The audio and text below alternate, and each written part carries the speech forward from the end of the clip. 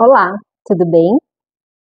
Você já se percebeu vivendo algumas situações que parecem que são extremamente desconfortáveis, mas você não sabe como fazer diferente, não sabe como sair disso? Ou já ouviu aquele termo zona de conforto? Pois é, esse vai ser o nosso assunto de hoje. Fica aqui e eu vou te falar como isso afeta a nossa segurança. É exatamente. Prazer, eu sou Jordana Aires, esse aqui é o canal Saber na Alma, um espaço de autoconhecimento, autoestima, um cuidado que vem de dentro para fora. E eu tô hoje aqui com você para a gente falar um pouquinho das zonas de conforto que muitas vezes a gente está ou não percebe, ou se percebe, mas não consegue sair. Mas antes de continuar esse vídeo, já compartilha esse vídeo com aquela amiga lá que você sabe que ela vai adorar saber desses assuntos. E também já curte esse vídeo, comenta aqui embaixo para mim, que é muito importante saber se você está gostando desse tipo de conteúdo que eu estou trazendo. Pois é, zona de conforto. Eu até postei esses dias lá no meu Instagram falando exatamente uma situação que eu me vi num padrão e eu não conseguia enxergar, em primeiro lugar, né? Muitas vezes a gente não consegue enxergar que a gente tem o mesmo padrão de comportamento. E foi muito curioso porque isso tem a ver com hábitos alimentares e que tem a ver também com o meu aumento de peso que aconteceu. Eu vou dar um resumo. Eu coloquei lá, a gente está no período da quaresma. Se você vai ver esse vídeo mais para frente, você vai entender do que eu estou falando. E eu sou uma pessoa muito dos rituais e das rotinas. Já sempre gostei, porque isso me coloca no modo de segurança.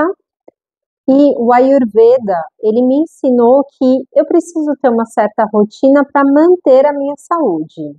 Isso daí eu também posso voltar a falar em outro vídeo. E como eu gosto muito dos rituais, entramos na quaresma e eu coloquei uma intenção de não me alimentar após as 18 horas nesse período entre Carnaval e Páscoa. Por quê? Porque à noite eu tenho fome emocional, eu não tenho fome física.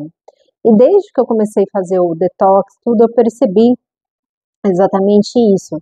Eu tenho fome lá para umas 5, 5 e meia da tarde, mas depois disso eu não tenho mais. Mas muitas vezes, na maioria das vezes, eu comia por hábito. Ah, vou comer porque é gostoso. Mas não era aquele comer do tipo assim, ah, eu preciso de comida, tô com fome. Não, era um lanchinho, às vezes uma omelete, às vezes, sei lá, só um queijinho, coisas nesse sentido.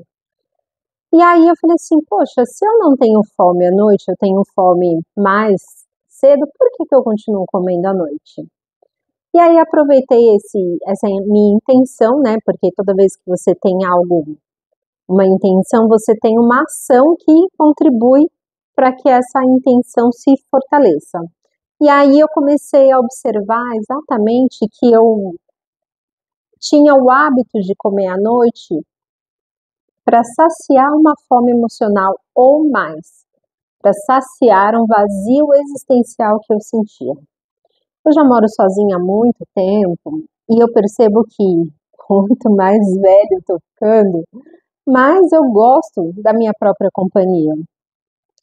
Mas Jordana, isso é um problema? Depende.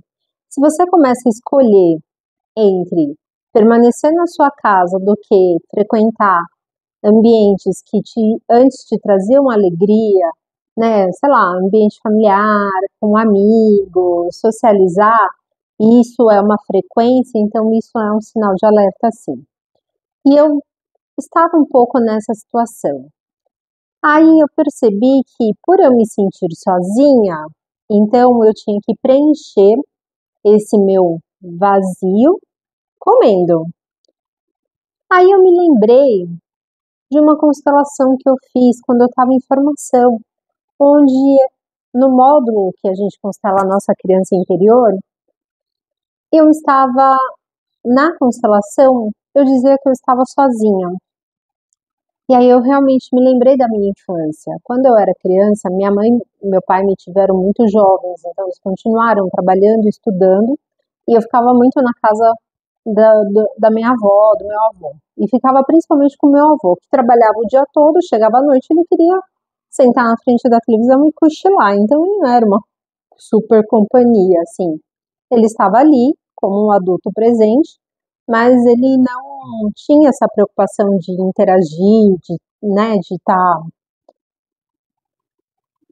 de me ver como um ser humano. Era uma criança. A criança você põe no cantinho, fica quieta e tá tudo certo. E aí, à noite, e minha avó, que era esposa dele, trabalhava até tarde da noite também, porque durante o dia ela trabalhava na escola pública, no cargo que ela tinha, e à noite ela tocava a cantina da escola. Então, muitas vezes ela saía lá do trabalho dela, 10 e pouco da noite e tal, e sempre ela trazia um bombom, um chocolate, um salgadinho, sempre tinha alguma coisa.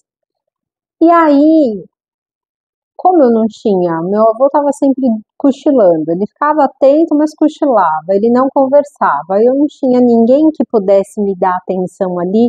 E, gente, isso eu tô falando, eu devia ter uns 7, 8 anos de idade, tá? Eu compensava comendo essas besteirinhas que sempre tinha em casa. Quando minha avó chegava, ela trazia. Muitas vezes minha mãe chegava também tarde da noite, trazia um lanche, alguma coisa assim. Então, ficou associado que, para compensar esse vazio, eu tenho que saciar o meu paladar. Não era fome, era o paladar.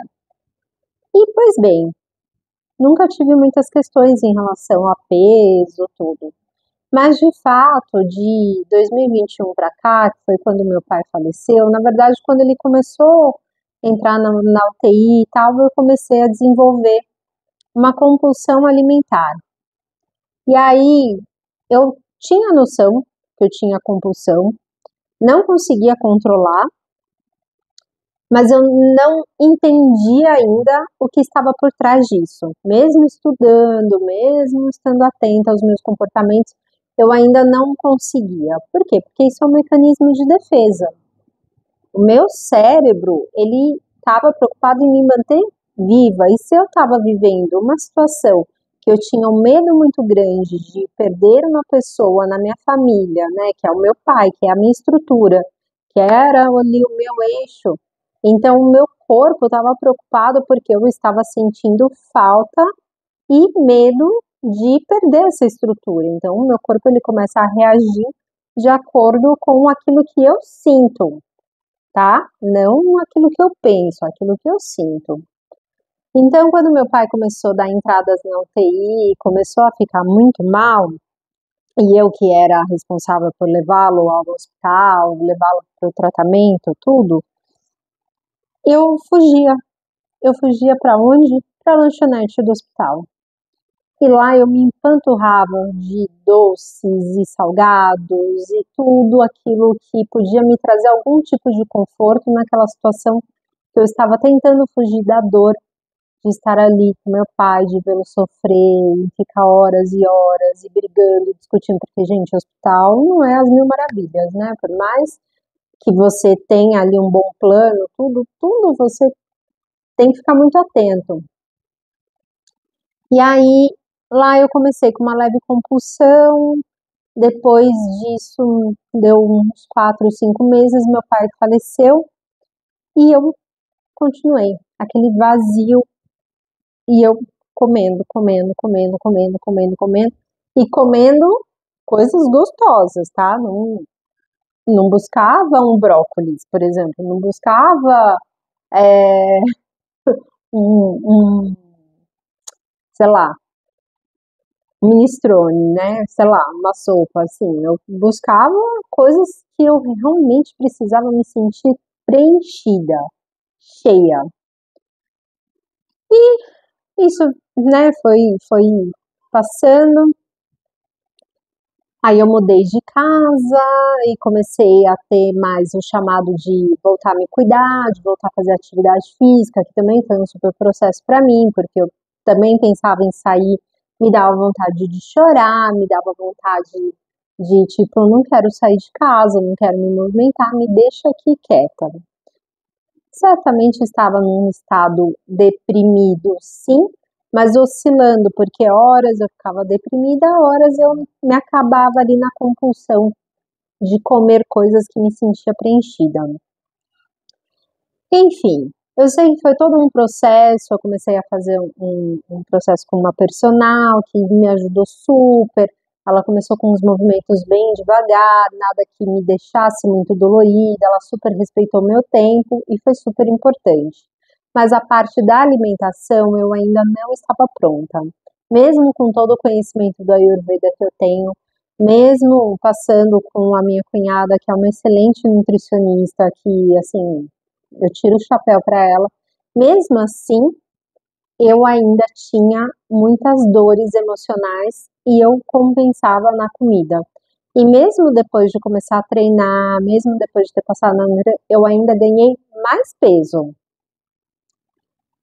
Só que com essa mente investigativa, eu falei, nossa, eu estudo tanto, né? Como é que eu não encontro o eixo dessa dor aqui?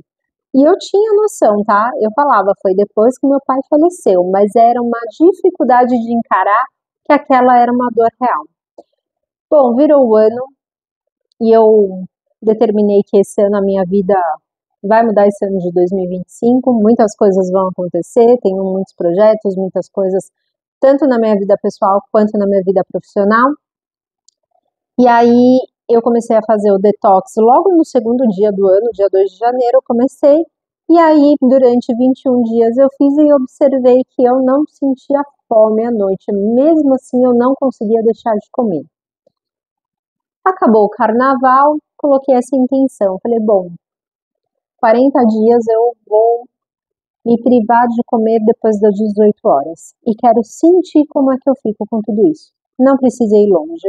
Logo no segundo dia, eu já senti que o fato de eu ter perdido meu pai me associou à mesma ausência que eu tinha lá quando criança, quando os meus pais estavam estudando, a minha avó trabalhando e eu ficava sozinha com meu avô, que não participava em nada comigo, então aquilo foi me dando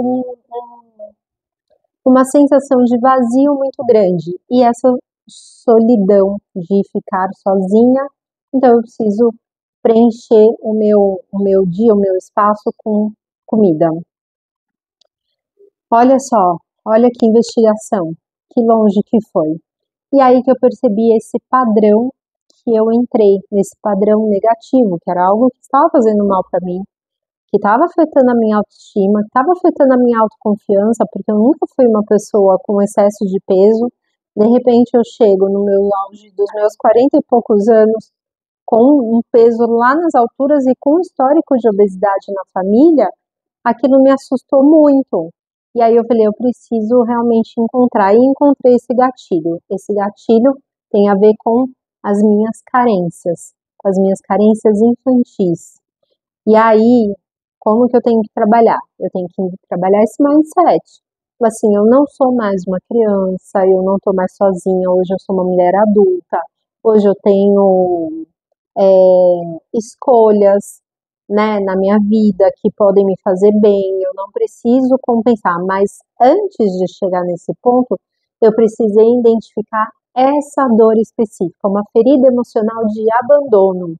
Eu me sentia abandonada, não que de fato os meus pais tinham me abandonado, eles estavam fazendo o melhor deles, eles estavam trabalhando, estudando, né, tentando buscar uma vida mais confortável para nós, mas a minha ferida emocional, eu ali criança, sem um raciocínio, eu me sentia abandonada, eu me sentia sozinha, sem uma estrutura em torno. E aí sim, isso ficou registrado no meu inconsciente. E aí quando, depois de adulta, eu revivo uma situação onde o meu pai falece, e foi uma situação que para mim foi muito estressante, porque ele ficou doente, ele teve câncer, eu que acompanhei todo o tratamento dele, quando veio essa sensação de impotência que eu não podia mais fazer mais nada pelo meu pai, eu entrei novamente nesse gatilho nessa ferida emocional de abandono. Só que só foi possível eu voltar a ter consciência dos meus atos, da minha questão, da minha escolha com as comidas, com tudo, quando eu identifiquei essa dor. Entende? Então hoje eu tô aqui justamente para falar isso para você. A gente tem que encarar as nossas dores. Não é uma tarefa fácil. Eu concordo com você. É dolorido, é chato. Só que enquanto eu não encaro, as coisas não mudam. Isso é sempre de mim, porque é a minha percepção. Não é tipo, o meu pai me abandonou porque ele era um cara ruim, né? Não, ele não abandonou. Ele estava ali presente o tempo todo dentro das possibilidades dele. Mesmo assim, eu ainda senti como um abandono. Então, é a minha percepção. Ou, por exemplo, eu escuto muito, porque, nossa, minha mãe me batia muito. Porque... Mas não é que sua mãe te batia muito porque ela era ruim, a sua mãe te batia muito porque foi assim que ela foi educada, ela também apanhou muito. Então, dentro da percepção dela, era assim que tinha que fazer. Então, quando a gente começa a encarar e ver que as coisas são muito além da nossa dor e que tem outras dores envolvidas nisso, a gente muda a nossa percepção.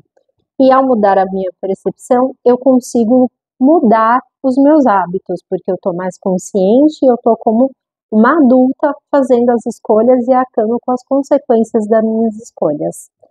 Tem uma frase que eu falo muito nos atendimentos. O nosso cérebro, a função primordial dele é te manter vivo, tá? Ele tem que regular todas as coordenadas do seu corpo para que você esteja vivo. Logo, a primeira situação que ele perceber que você está inseguro, que isso pode afetar a sua vida, ele vai alterar a sua rota e vai te fazer manter esses padrões de comportamento que é o que é seguro. Jordana, calma, não estou entendendo. Bom, vamos lá. Quando a gente vive uma situação, seja ela boa ou ruim, a gente tem um sentimento, certo? Esse sentimento que a gente tem, seja de raiva ou seja de amor, ele altera a nossa bioquímica. Por quê? Tudo é hormonal. Se eu tenho mais raiva, eu vou liberar mais cortisol no meu corpo. Se eu tenho mais amor, eu vou liberar mais endorfina, ocitocina, enfim, um monte de hormônio aí do amor. Certo? E isso vai alterar a minha bioquímica. Alterando a minha bioquímica, o meu cérebro vai identificar que algo é bom ou ruim e ele vai fazer comandos no nosso corpo para que o nosso corpo possa se adaptar àquela situação que a gente está vivendo. Então, no exemplo que eu dei, o que aconteceu? Eu, quando criança e congelada nessa dor da criança, eu me senti abandonada. Para uma criança, isso é uma questão de segurança, não é? Porque uma criança não sobrevive sozinha. A gente precisa ter alguém que nos dê o sustento, que nos dê estrutura, que nos dê orientações, né? Então, uma criança sozinha, abandonada, ela está entregue aos predadores, a tudo de estranho que a vida pode te oferecer, certo? Isso para o nosso cérebro, tá, gente? Então, o meu cérebro, ele vai registrar aquela informação. Opa, ela se sentiu abandonada, essas alterações aqui é um sinal de alerta. Vamos registrar isso e vamos guardar essa informação. Passaram-se anos, 30 e poucos anos, eu senti a mesma sensação de abandono. O meu cérebro vai falar assim, reconheço, porque tá tudo no inconsciente, tá, gente? A gente não tem clareza de tudo, mas o nosso corpo, as nossas células, o nosso cérebro, tudo tem. Reconheço, voltou 35 anos, opa, reconheço a situação, vou lá nos arquivos, quando ela tinha 6, 7, 8 anos, ela se sentiu assim, branana, liberou esse hormônio, branana. Tá, isso é um sinal de alerta. Então, vamos emitir um sinal de alerta para que ela tenha segurança na comida, já que ela está se sentindo abandonada. Entenderam como que funciona? É meio louco, né? Só que o nosso cérebro físico, biológico, ele não tem a capacidade de distinguir o que é real e o que é imaginário. Então, mesmo que seja uma situação que você ou sonhou, ou você está pensando, ou você está revivendo, voltando, o seu cérebro vai dar as mesmas respostas. Então, veja o quanto é realmente importante a gente ressignificar as nossas histórias. Diante dessa situação, que eu identifiquei que eu tinha uma ferida emocional de abandono, é a partir daí que eu vou fazer a ressignificação. Eu vou conversar comigo como se eu fosse uma criança de 5 anos e vou dizer o seguinte: olha, hoje você é uma adulta, hoje é você que provém o seu próprio sustento, é você que busca comida, você mora sozinha, você faz escolhas. Então hoje não tem o menor perigo mais de você ser abandonada. O seu pai e a sua mãe ficaram com você até a vida adulta, eles foram perfeitos dentro das possibilidades dele. Ninguém de fato te abandonou. Então é uma atualização no software que a gente faz mesmo e falar assim: hoje tá tudo bem, eu não preciso mais ter esses mesmos gatilhos. E aí é onde eu vou me conhecendo e eu vou ficando cada vez mais atenta. Quando, vamos supor que amanhã ou depois eu viva um relacionamento e esse relacionamento não dê certo e meu parceiro vai embora, pode me desencadear essa sensação de abandono? Pode. Tudo depende da minha percepção. Pode. Só que eu me conhecendo, eu já tenho que entrar antes e fazer fazer uma atualização do software. Falar assim, ó, tá tudo bem, são 2 adultos, fizemos escolhas e não concordamos mais nas escolhas que tivemos. Agora ele segue o caminho dele porque ele é um adulto, independente de mim, e eu não dependo dele. E eu sigo a minha vida, a minha história. Então, o tempo todo a gente tem que ir se conversando como se a gente estivesse com 5 anos de idade. Esclarecer, elaborar toda a situação que nós estamos vivenciando para identificar qual é o sentimento, qual é a ferida, qual é o medo que está presente. Então, entendem que quando eu estou vivendo numa zona de conforto e um ciclo se repete, né? As situações vão se repetindo. Tem um professor meu que ele fala assim: enquanto você não aprende o que tem que aprender, a natureza te oferece o mesmo cardápio, ou seja, as mesmas situações, com outras pessoas, com outro cenário, mas sempre as mesmas situações, porque são oportunidades para você mudar o seu software, de você fazer um download, atualizar e falar: opa, isso não me pega mais. E essas situações que a gente revive e revive e revive são as famosas e conhecidas zonas de conforto. E eu gosto de falar mais. O furozinho de cocô, sabe? Sabe aquele furozinho de cocô que fede, mas é quentinho? Incomoda, mas não incomoda tanto. Eu aguento ficar aqui mais um pouquinho? É, falando assim de cocô é asqueroso, né? Mas é uma realidade. E aí eu realmente tenho que ficar muito atento às minhas ações, aos meus pensamentos e principalmente aos meus sentimentos em relação àquela determinada situação que eu estou vivendo e revivendo e revivendo. E fazer essa atualização, conversar com o seu inconsciente e trazer uma nova escolha para você parar de cair no mesmo buraco. É, gente, é muito louco, né? Então, voltando à história, o nosso corpo, o nosso cérebro, ele é projetado para te manter vivo. E manter vivo para o nosso cérebro quer dizer segurança. Você tem que estar seguro. Porém, o nosso cérebro físico, ele não tem a inteligência de distinguir o que você está vivendo real e o que você está imaginando.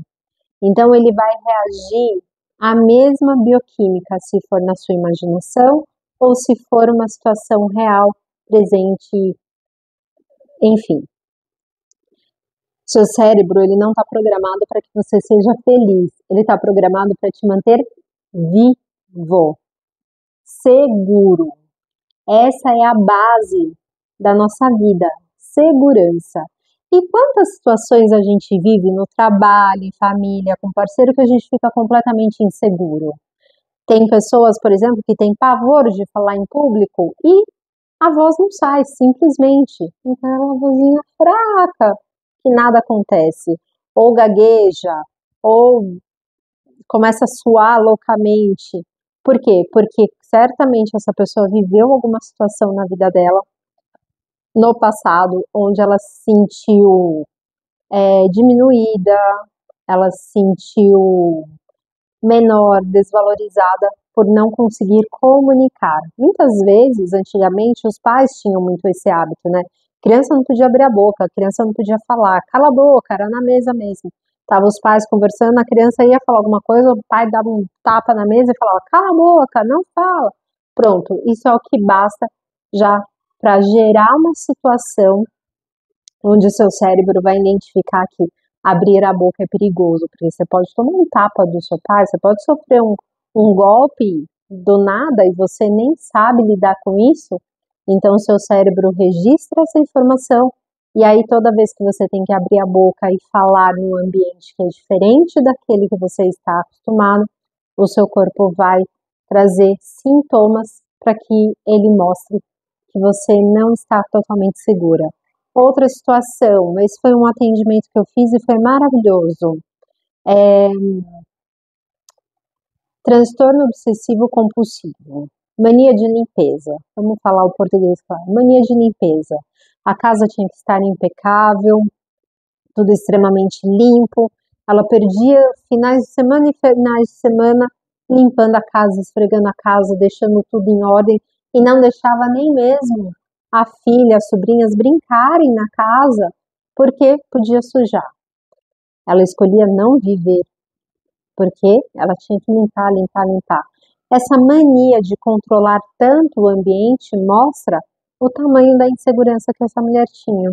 O quanto que ela sentia medo de algo sair do controle dela ser pega de surpresa. Aí nós fomos investigar a história dela lá atrás, no passado. O pai bebia muito e às vezes acontecia dele chegar do trabalho bêbado e quebrar a casa e machucar a mãe e gritar com ela e com as irmãs, e ser aquele caos. Então esse elemento surpresa para ela ficou registrado no corpo, que tipo assim, a qualquer momento meu pai pode chegar num estado que não dá para a gente viver, então eu tenho que fazer de tudo para controlar o ambiente, para deixar tudo em ordem, tudo bonitinho, para evitar que quando ele chegue, ele brigue por alguma coisa daqui do ambiente. Só que isso foi inconsciente, esse medo, ela cresceu com essa mania de controle, e mesmo não estando mais morando com o pai, já casada, né, na casa dela, ela ainda tinha esse hábito de controlar o ambiente, porque o elemento surpresa era um desafio muito grande para ela. Uma coisa ruim poderia acontecer a qualquer momento. Então, o máximo que ela conseguisse controlar o ambiente era um estado de segurança para ela. Entenderam? É muita informação, né, gente? Mas eu quero que vocês reflitam. Quais são os padrões que você vive? O que você tem mais medo? Eu acho que essa é uma boa pergunta para a gente começar. Do que você tem mais medo? Né? Você tem medo de enfrentar o público? Você tem medo de perder o seu emprego? Você, muitas vezes, isso é muito comum. As pessoas, elas não estão felizes no seu trabalho, mas elas se mantêm ali porque é uma questão de segurança. É melhor ter esse ruim e ir ganhando pouco do que eu sair e me arriscar e não ter nada, né? Então, assim, a gente tem que estar muito atento. Quais são os padrões que você vive? O que tanto se repete na sua vida? Se você não tem consciência, para e começa a observar quais são os desafios maiores que você passa.